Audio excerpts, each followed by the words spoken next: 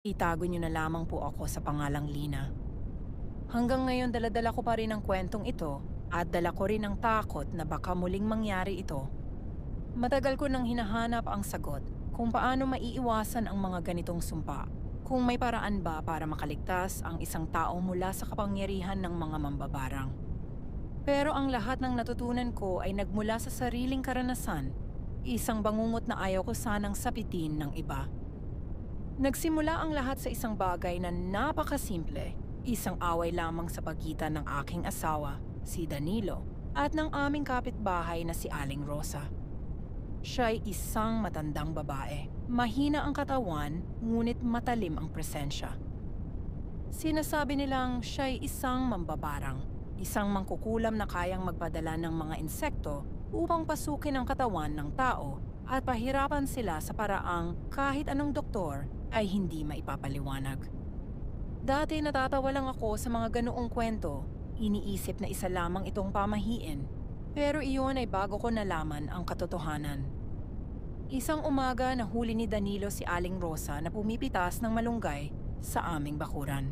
Naalala ko pa, hindi pa man lubos sumisikat ang araw nang bumasag ng katahimikan ang boses ni Danilo. "Rosa, amin yan!" Sigaw niya. Naglalagablab ang galit habang sumisilip ang mga kapitbahay mula sa kanilang mga bintana at pintuan. Hindi siya lumaban, hindi niya rin itinanggi. Nakatayo lang siya roon, mariin ang kanyang labi at malamlam ang muka.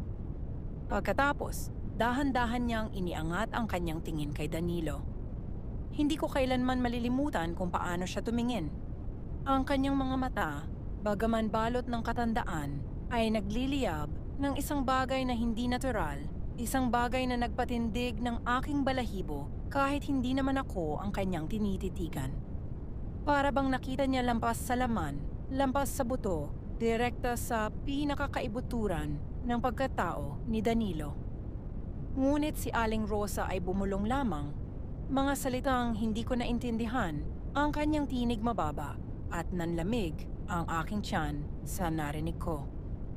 Kinagabihan, nagreklamo si Danilo ng kakaibang kati sa kanyang tiyan. Akala ko'y simpleng kabag lang.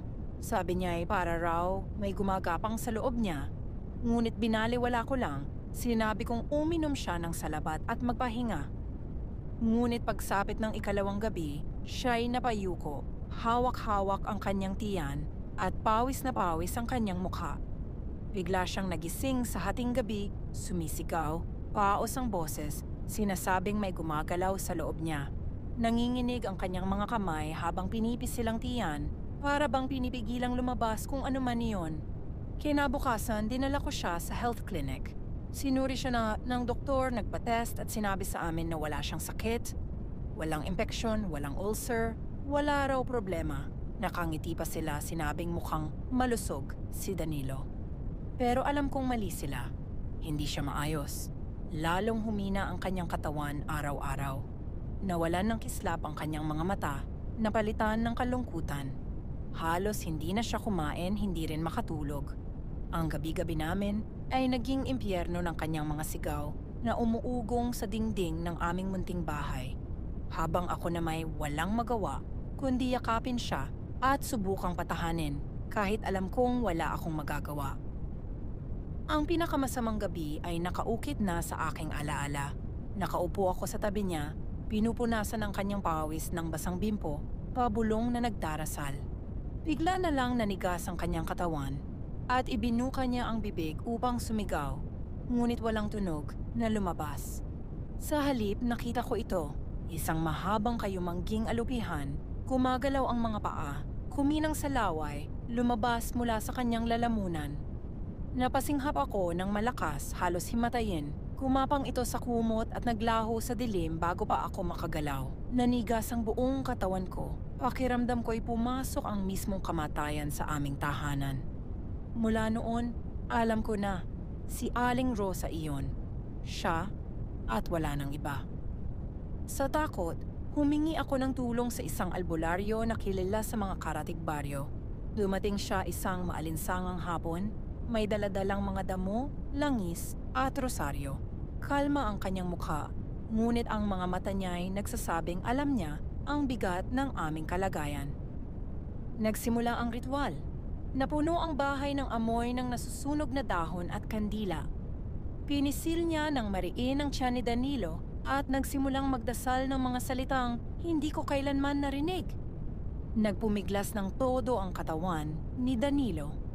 Umangat ang kanyang mga sigaw, lumampas sa pagdarasal ng albularyo, yumanig sa dingding at tumirik ang kanyang mga mata habang nagwawala sa higaan at ako'y hawak-hawak ang kanyang mga kamay, umiiyak, nagmamakaawa na manatili siya sa akin.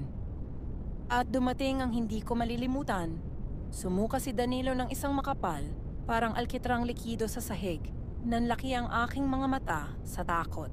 Sa loob ng itim na malagkit na iyon ay gumagalaw ang mga salagubang, pilit pang gumagapang ngunit isa-isang namatay. Napasuka ako, ngunit hindi ako makagalaw. Nakatitig lang ako, nanginginig, pilit na tinatanggihan ng isip ang nakikita ko. Huminto na rin sa pagdarasal ang albularyo, pawis na pawis ang kanyang mukha. Sabi niya, napahina na ang sumpa, karamihan sa mga insekto ay napaalis na. Ngunit binalaan niya ako, hindi na magiging katulad ng dati si Danilo. Ang sumpa ay nag-iiwan ng sugat na hindi kayang gamutin ng gamot o panalangin. At tama siya. Nakaligtas si Danilo, ngunit hindi na siya ang lalaking pinakasalan ko. Naging tahimik siya, mailap, nawala ang kanyang halakhak. Iniiwasan niya si Aling Rosa na para bang siya'y salot, hindi man lamang siya tumitingin kapag nagkakasalubong kami sa daan. Ako naman, nanginginig pa rin tuwing maririnig ko ang kanyang pangalan na binubulong sa baryo. May ilan na nagsasabing ang mambabarang ay katang-isip lamang, mga kwento upang takutin ang mga bata. Pero alam kong hindi, dahil nakita kong lumabas ang alubihan mula sa lalamunan ng aking asawa. Narinig ko ang mga sigaw niya habang bumubulwak ang mga salagubang mula sa kanyang bibig. At hinding-hindi ko malilimutan na ang kasamaan ay tahimik pa ring namumuhay sa paligid natin.